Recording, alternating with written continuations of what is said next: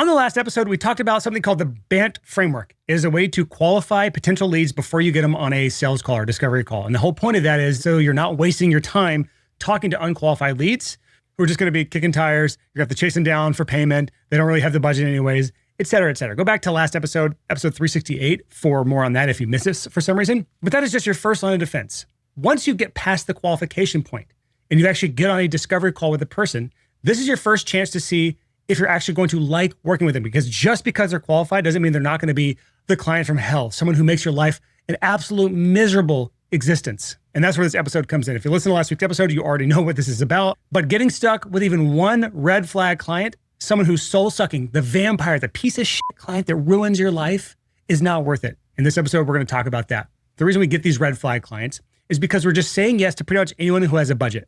We're desperate for money. You're ignoring your gut. Or even worse, you believe deep down, for some reason, you're broken and you believe that you can fix them. You believe you can manage the red flag client. It's not that bad. I can deal with those sorts of things. And you end up underestimating how much damage it's going to do to both your psyche, your reputation, your mental fortitude, your mental well-being. And so you end up getting burnt out. You resent your clients. You resent yourself for taking on the client because of the constant revisions, the scope creep, the late nights, the damaged reputation because they talked bad about you either publicly or with their own group of people because they were unhappy with how it turned out with you because they're a horrible client. And nothing that you did wrong is the reason that you were being punished for it, but you are being punished because you ignored all the red flags. So let me give you something that I wish I would have had maybe 15 years ago when I started my entrepreneurial journey. When I started my recording studio early 2009, we're going to walk through something called the CLOWNS framework. Made this up, so I get to call it what I want, the CLOWNS framework. How to avoid all the clowns. These are 6 red flags that could turn a normal project into a living hell. And if you just spot one of these, it should give you pause. If you spot 2 or more of these, run the other way. Get the f*** out. Go away. No thank you. No amount of money is worth it. Because the fewer the red flag clients that you work with in your life, the better your life will be. Full stop, period, done. No amount of money is worth it. So if you're new here, hi, I'm Brian Hood. This is the 6-Figure Creative Podcast. It is a podcast for creative freelancers who want to earn more money from their creative skills without selling their souls. So when it comes to red flag clients, you can earn more money from those red flag clients, but you are selling your soul in the process. Therefore, no thank you. We don't want that money. Not all money is created equally here at 6-Figure Creative. Now, my approach to this podcast is I like to bring outside influence from a lot of different places, a lot of different genetic diversity, if you will, to diversify our own gene pool as creatives so that you're not just looking to your left and looking to your right and just doing whatever the people in your little industry are doing, because I call that an inbred business. We don't want inbred businesses here. We want genetically diverse, healthy, happy, fun businesses to run. And that's what this podcast is all about. Take a lot of outside influences from everywhere else and bring them to you as creative freelancers so that you can implement them in your business. So let's talk about the CLOWNS framework. The CLOWNS framework. Last week was BANT, B-A-N-T, budget, authority, need, and timing. That's BANT. This is the CLOWNS framework. And you can think of this as like a checklist to go through when you're on your discovery call with your client and you're looking for these things. You're spotting it. Do I see any clowns here? Do I have a clown on the phone right now? Do I have a clown on this other side of the table for me for this meeting? The goal is to have no, I don't want no clowns. Clowns. Okay, I'm done. Oh my God. That's a new low point for this podcast. That's the Scrubs song from like probably the 90s for you old people. I forget sometimes that thousands of people listen to this podcast and I just do dumb shit like that. C stands for cheap. That's the C in clowns. Cheap. We don't want cheap clients. People obsessed over price instead of the outcomes. People who are asking for discounts or asking for that friend pricing that they know that their friend has because you've been working with that person because they're actually a genuine friend. Then with that friend pricing, maybe they compare what you're doing with what they're seeing prices wise on Fiverr or Upwork or some guy they know. We all know this type of person. Now, if you are getting compared to Fiverr, Upwork, people are directly comparing your pricing to someone else, this could be the symptom of being a button seat freelancer. I talk about this all the time in the podcast where you are offering something no different than any other person offering that exact same service. It's basically commoditized. I could buy it like salt. It doesn't matter what kind of salt I get. It's going to make my food salty, so I don't really care. In your case, I could buy your service in 5 different places, so I don't really care. It's just a button a seat. You don't want to be that. Now that's fixable, but this can, if you don't fix it, can attract clients who only care about price. So sometimes you got to look within yourself and within your business. And if you're only getting cheap people, that could be the true reason for that here, the root cause. But I got one simple filter question. You can word this how you want. You can adjust it how you want, but the core of this needs to be the same. You can ask a question in your sales process, something like this. What kind of return or result would make this a no-brainer investment for you? You could word it in a number of ways, especially for B2B people. If you're working with business owners, like obviously what kind of return or what kind of result would make this a no-brainer investment for you? But also in the B2C kind of world, like in my background, music production, where I'm working with a lot of independent artists who are closer to consumers than they are businesses, and you're not really getting them an ROI. It's more about a result or an outcome or a sound. You can change it up to be something like, what kind of sound or what kind of end result do you want? What would this need to sound like in order for this to be a no-brainer for you guys? And what you want is someone to explain a lot of the things that you can deliver on. If you can't deliver on them, there may be an expectations misalignment that's going to turn into a whole cluster down the road, which we don't want. So if you can't provide what it is that they're asking for, then just know that now before you go too far in the sales process. But what we don't want is someone to say something to the effect of, I was hoping you could tell me what's fair. It's the whole, what's the meme with like the 3 Spider-Men pointing at each other, and maybe it's just 2 Spider-Men. And one, it's the client saying, what's the budget? And the other, it's the business owner saying, what's the price? And they're just like trying to get each other to talk first. I've come across this myself multiple times in my life, both on the business owner side and the freelancer side. But this isn't really what we're wanting here. If they're saying, I was hoping you could tell me what's fair, then you might want to pause and reconsider. Now, again, someone saying something like this, they may just not know anything about how to price in this world. So they need to have maybe a gauge on things, and maybe you just need to quote them a rate, right? But what we're trying to get at here is, what's the value of your service to that person? And if the value is way higher than what they're paying, you have a good arbitrage between what they're paying and what they actually get. It's a good thing. You want that gap to be as large as possible, as long as you're making what you want to make. But what we don't want is the value of what they're getting in their minds way below what they're paying.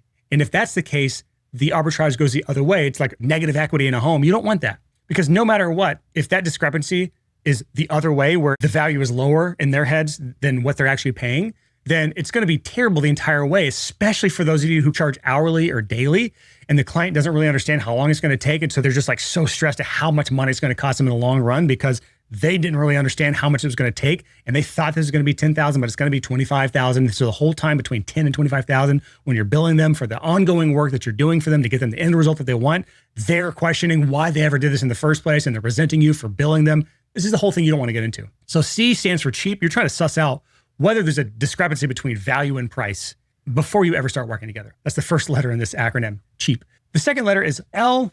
This is a bit of a stretch, but lost. When I make acronyms, they're not as snappy as BANT.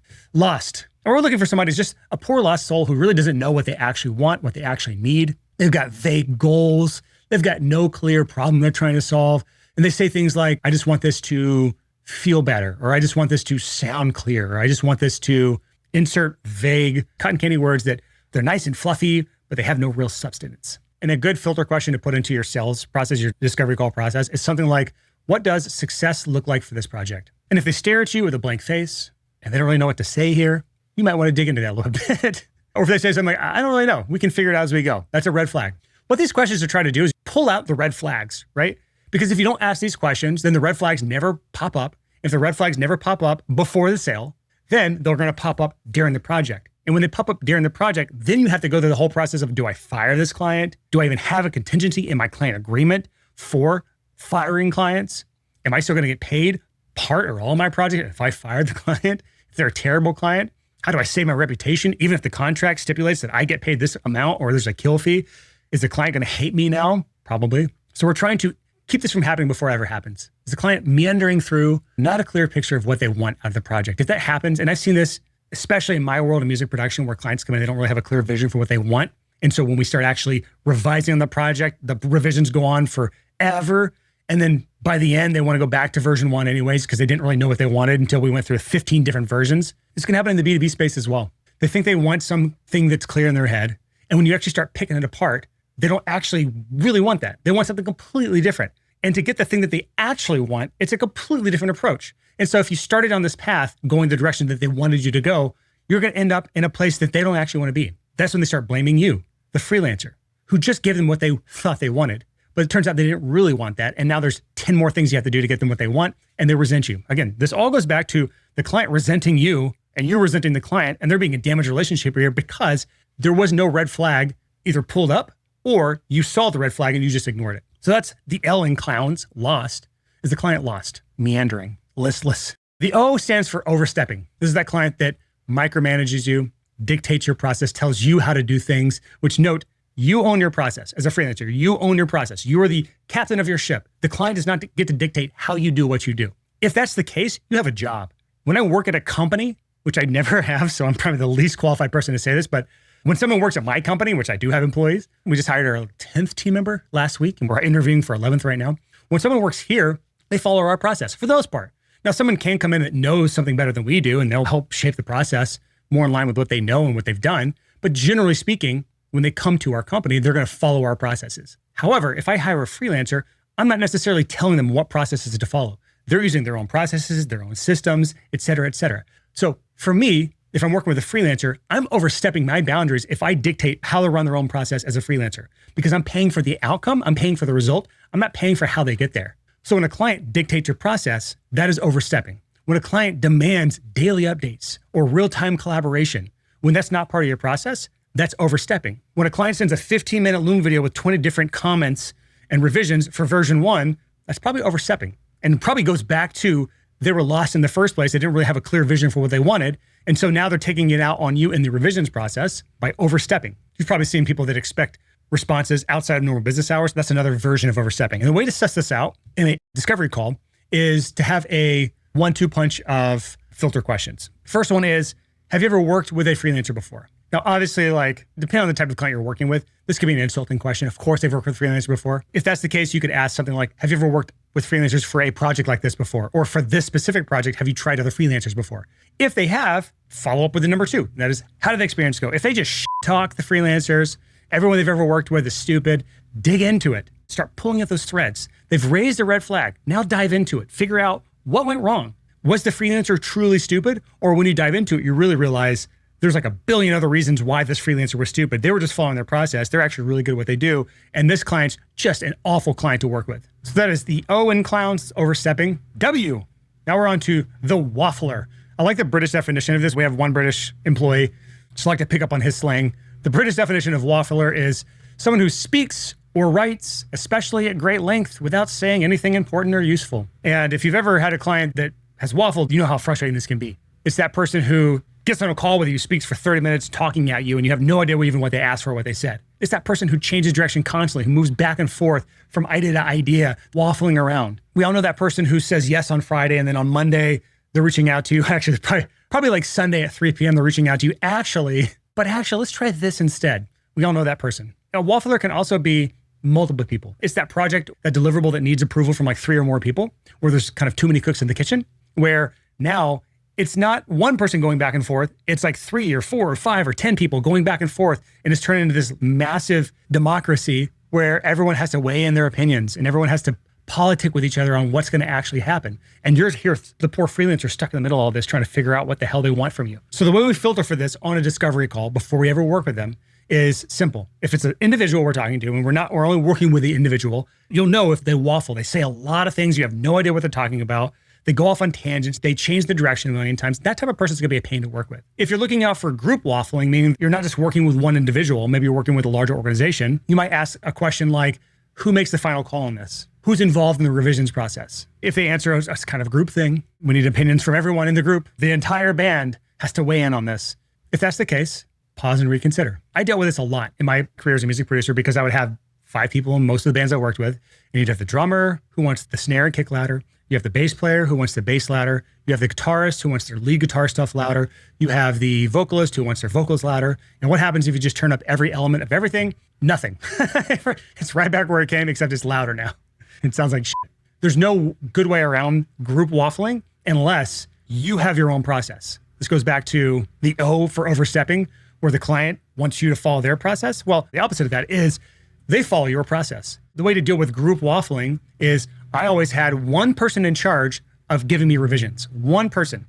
And that one person has to organize them the way I want them organized, the format that I have them organized in. The goal of that one person is to filter through all of the politicking. The drummer wants the kick up. The guitarist wants their guitar up. The vocalist wants their vocals up. They're going to spot all of that stuff before they send it to you. Or if they do send it to you, you at least have one point of contact to then say, hey, all of these things are unrealistic for this reason. So again, this can be worked around sometimes, but it doesn't make for an easier conversation. That is W for waffler. And to round out the clown, we need the N for clown. N, and this is the biggest stretch, never happy.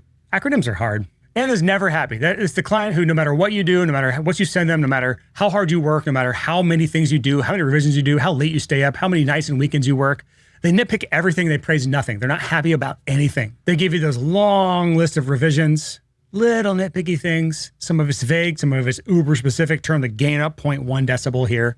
That's an audio specific example. Another example would be like, let's change the shade from FDC 154 to FDC 123. I don't know color codes, but you get the gist. It's like the small minute changes where like, it's imperceivable. I could do it or I couldn't do it and you wouldn't notice the difference. And 9 times out of 10, when I got those sorts of revisions, I just never did them just to see what they would say about it.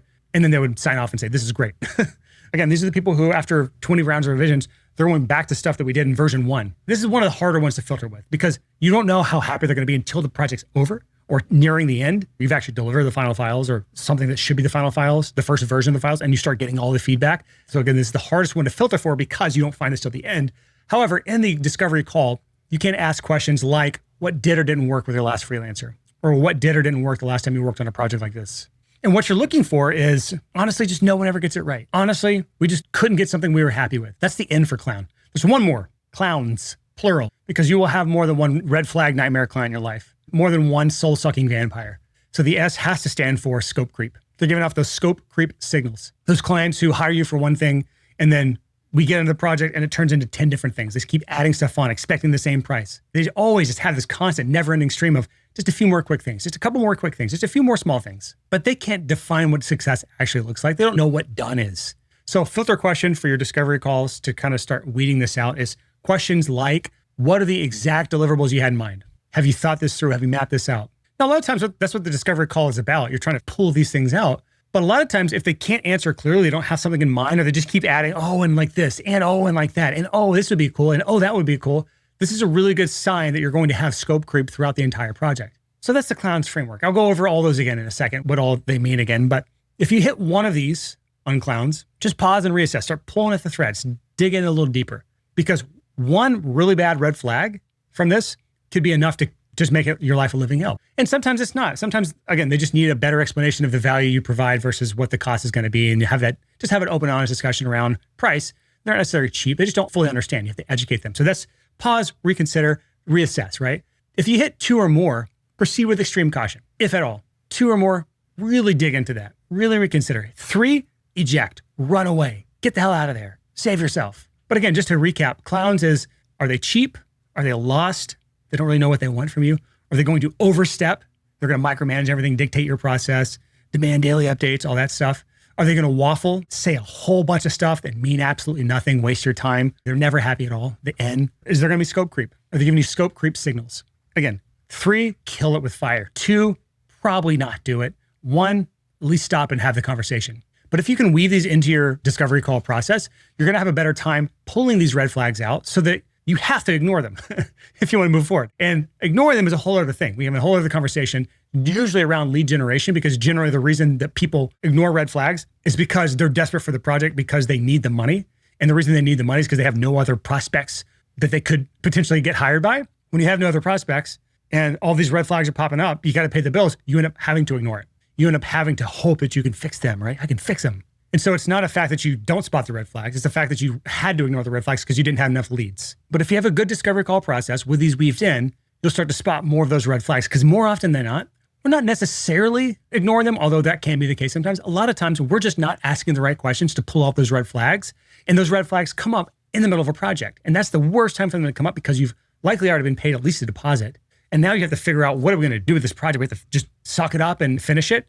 And that's how you get burnt out. That's how you start resenting your job, your clients. You'd rather go have a day job than actually be a freelancer if this is how it's going to be.